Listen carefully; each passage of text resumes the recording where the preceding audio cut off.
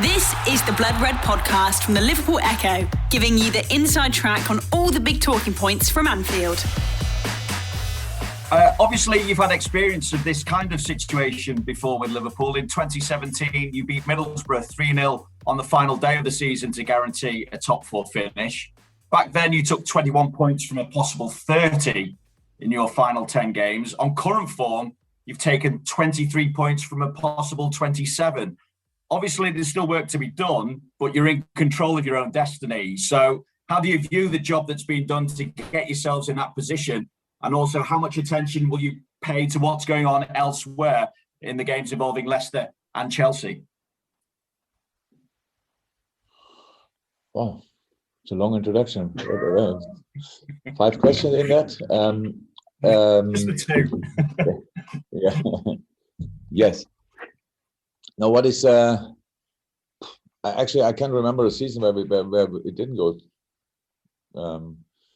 to the wire, because it was pretty much always, even there was a final, like a whatever final, European League, Champions League, or we had to fight until pretty much the last match day for qualification for Champions League or something like that. Even the Dortmund was like this, always long. Mainz to stay in the league was always long. When we got promoted was always long. So I'm actually really used to stress until the last match day.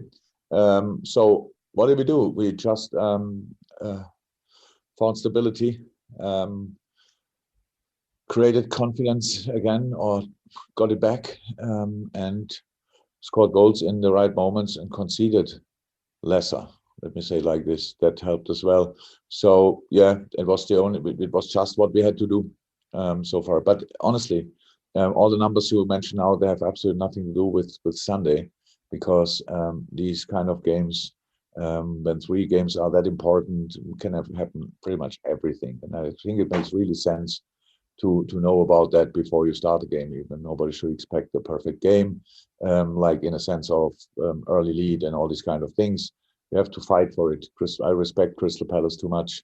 What they want to give Roy in his last game, maybe as a manager, I'm pretty sure they want to give their absolute everything, rightly so, like the last few team opponents did as well.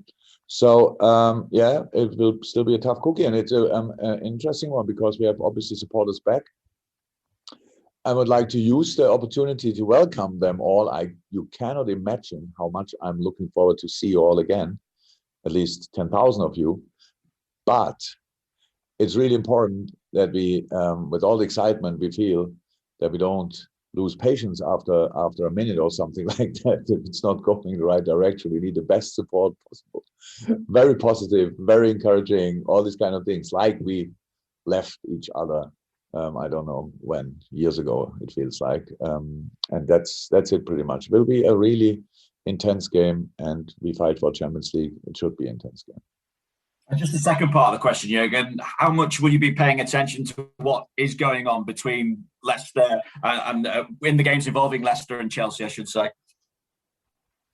Yeah, because of the situation we have, I don't think we should pay too much attention. It's like this: if nothing really strange happens and Leicester's all of a sudden 5-6-0 up and still 0-0 ours and these kind of things, I don't think we should have a look there, because we have in our own hands anyway. We will not be involved in that. The team not. I will not be involved until something really strange happens, and I'm pretty sure somebody will tell me, okay, this result at the moment is not enough, so we should go to the next gear or whatever, if that's possible. Because in my mind, we play absolutely top game. That's the plan. We are on top of everything of our game, and so that's the plan. And then nobody should have to remind us on anything. But no, we will not really look there until something happens which is interesting for us.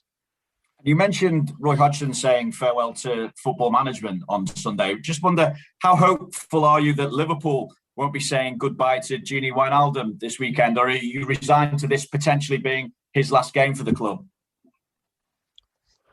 Well, there's in a moment really nothing to say about, not in this moment, because we have a game to play. So we will see about all these things Sunday, our final whistle, or in the time after that. So nothing else to say. Okay, therefore we'll go to Steve White from PLP for just 2, and then we'll go to the BBC for 1. That's what I can say. We will say goodbye to Graham Carter. Yeah, that's true. That will definitely happen. We say goodbye to Graham Carter, Kidman for 35 or even more years at the club. The best Kidman I ever had, and we have really good one here, but most experienced Kidman I ever had. Father figure, grandfather figure, whatever you want. We will say goodbye to him in an appropriate way. Okay, Steve for 2 for PLP, then 1 each for the B. Hi there, Jurgen. Considering how close things are in the race for Champions League football, it could come down to goal difference. How important a win do you now reflect upon the reverse fixture, which you won 7-0? Yeah, that's not really helpful. And we won that game 7-0. From a goal difference point of view, it's obviously helpful, but apart from that, it's not really helpful because I'm pretty sure it was not a 7-0 game that day. Maybe if you remember that game, Crystal Palace had chances there on their own, where we thought, wow, how didn't they score in that? So it was more a crazy one, really open. Chances here, chances there. The big difference was we used pretty much all of the hours. I think we had 7 shots on target, 7 goals. So we had a lot of games with more shots on targets and much lesser goals. This was just one of these lucky days. You don't have a lot in your life. And yeah, this game will not be like this, unfortunately. But that's clear. And it's always like this. The Crystal Palace wants to make sure these kind of things will not happen, but I can already tell. I saw a game like this only once in my life. And I'm already long in the business, means nobody has to worry that it will be like that. We just have to win the game. That's what we know.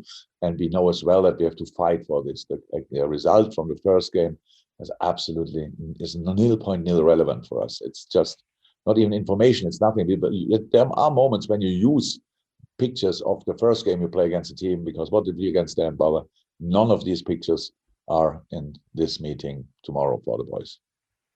Considering how far back you were and how many teams were between you in the top 4, even just 10 days ago, did you ever waver in your belief that you would get into the Champions League? And how much satisfaction would the achievement give you compared to some of the others you've had recently? I didn't really think about it. To be honest, it was not that I said in each meeting, if we want to go to, then we have to. That's in the last 2 games. It was actually like this, that it was clear. Now the door opened a little bit for us. So 2 things: when the door is open, you still have to step through. That's what the boys did so far, but not finally. So there's another game to go, and that's what we have to. The only thing we have to focus on. So and I'm really far away from making any resume or whatever and thinking about where have you been and all this kind of things. Just not the time for that. Our time, we played now last Thursday, Sunday, Wednesday, and we'll play on the day after tomorrow again. So that's the toughest period you can imagine. And we have just to make sure that we recover properly and then take 1 session to prepare the game and then try to be at our best against Crystal Palace. And then we will see after the game. It leads us to, it was a strange season, that nothing will change that. It was an incredible, intense season. Nothing will change that. But we have it now in our hands to make a top finish of the season, but it's not done yet, and there's an opponent, and it's football, and everything can happen, and that's why we are really not even close to any kind of celebration or whatever. We are really only focused on the 95 minutes we have to play. The Blood Red Podcast from the Liverpool Echo. Jurgen, you just mentioned there about being the toughest period. Andy Robertson, after the game at Burnley, was saying how the players thrive on the pressure in trying to put themselves, or they have now put themselves in a position where they want to be. How much does that take, though, mentally on them as well? Because is it something that you thrive off as well? This pressure that you put yourself under to get these 9 league wins, on the bounce to get where you are for Sunday's game, this final that you talk about.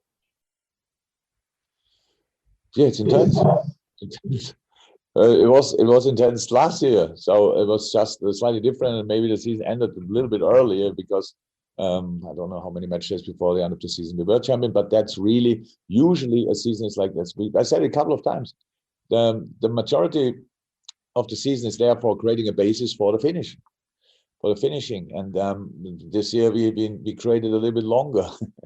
We needed more time, but it's always like this. If you want to qualify for the Champions League in England, you have to go until last match day if you are not lucky enough to have enough points before. And that's really intense for everybody. The whole year was intense for the whole world. So we all can't wait for getting back some normality, that we are able to go outside or inside and have whatever, lunch, dinner, a beer, or something else. That's really intense. We are not used to that we are constantly restricted in pretty much all parts of private life. And that influences, obviously, our professional life as well. That's for you the same like it is for us. And so, yes, it would be great if we could do it, but it's not done yet. And it was intense, but who cares? We are here and have one game to go, and we are full of optimism, positivity, whatever you want, because we are really, it's like if you have to play that game now and we have no chance for anything anymore, then it's just intense.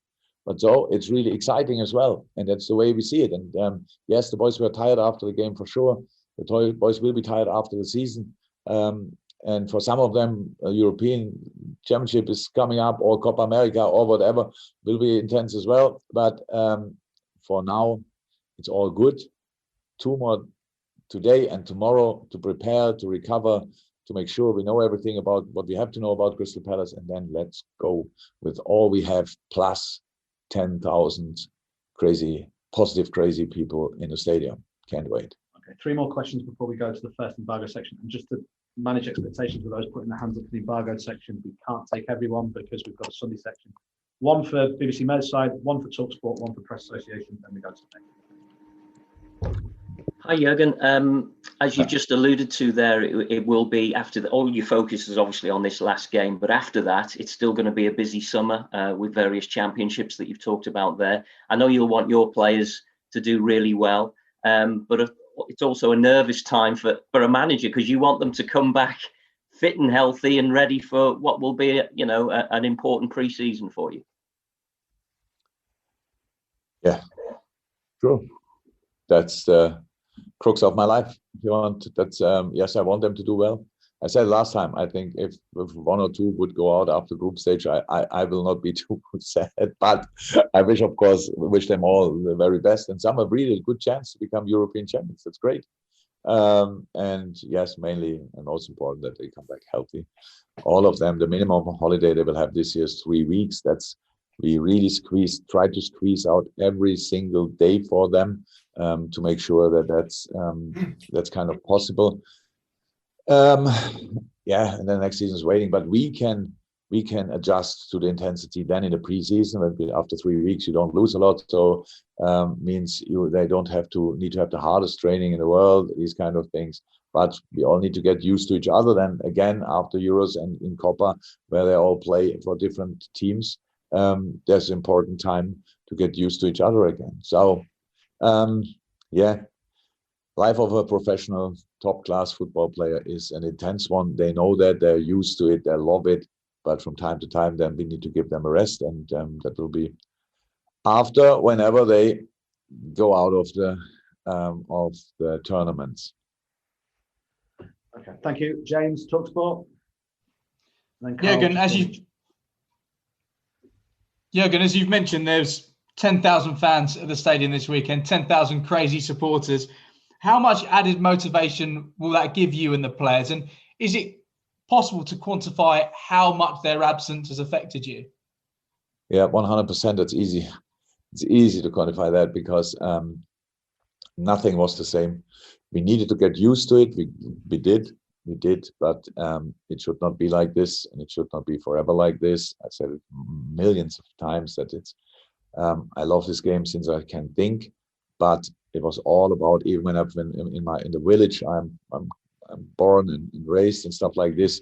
When the first team of the village played at the weekend, 300-400 people showed up there, and we had only 1,200 people living in the village. So it means pretty much half of we were on a football pitch, and it was a great atmosphere. And I loved that from the first day of my life. And it makes all the difference. We all need support through life. Means it's like if it's a positive criticism or a boost or a cheer up or whatever, we all need that. And in football especially, because it's a game based on a lot of things, but for sure of on emotion as well. And that means we were alone. We knew they are there, but we were alone. And getting 10,000 back of them is the best news I can imagine. The final question of the open element to Carl Markham from Press Association. Just needs to be one, Carl, if that's okay. Will do, yeah. Hi, Jürgen. I know you don't want to talk about Wijnaldum, but for a player to get out of contract to get to the end of the season must be far from ideal from the club's point of view, because it suggests the decision is only going one way. Would that be fair to assume? Yeah, it's not the first time that we had situations like that. And the boys did always well. The boys are incredible characters. So it's one thing to know exactly about the future, what will happen, stuff like this. Boys are used to being in negotiation, stuff like this. Gini's character is out of question. Is absolutely, there is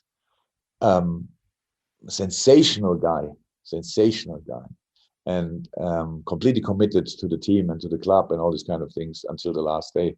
And we'll see when that will be. You've been listening to the Blood Red podcast from the Liverpool Echo.